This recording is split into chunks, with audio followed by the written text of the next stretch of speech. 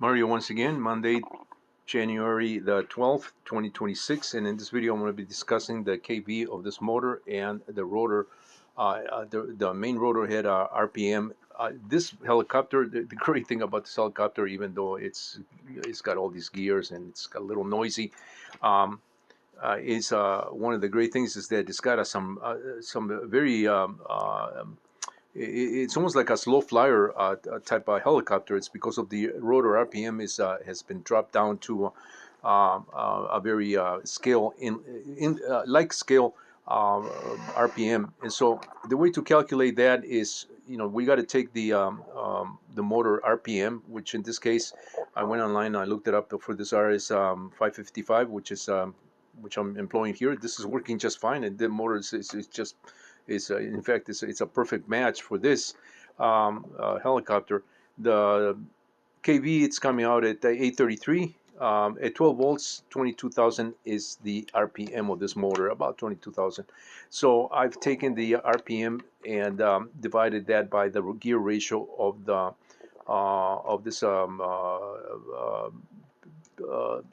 spur gear to the pinion gear, which is coming out at that's a 96 tooth spur gear, and it's a 10 tooth on the pinion, so it comes out to 9.6, but I rounded this off to 9 just for the sake of simplicity. 22,000 RPM of the motor divided, that's at full power, divided by 9, it's coming out as 2,400 rotor rotor head RPM. So it's 2,400 RPMs is a very it's almost like a slow flyer. So that's the rotor of this helicopter. It's quite realistic, when you get these things flying in properly set up. So I plan on keeping the frame, but I think I am going to employ a different mechanical setup here. I do have helicopters so kind of similar to this one that are driven via a pinion and spur gear like this one is, but instead of having this bevel gear to the tail, I have a belt drive to the tail end. So I'll be showing those helicopters in the in some future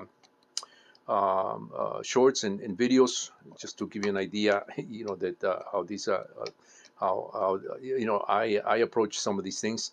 But this is I just wanted to capture this on this video, and just for record keeping, as far as the head speed, this kind of, that's kind of the head speed that can be expected with this type of motor. And so it's a nice motor. It's working just fine.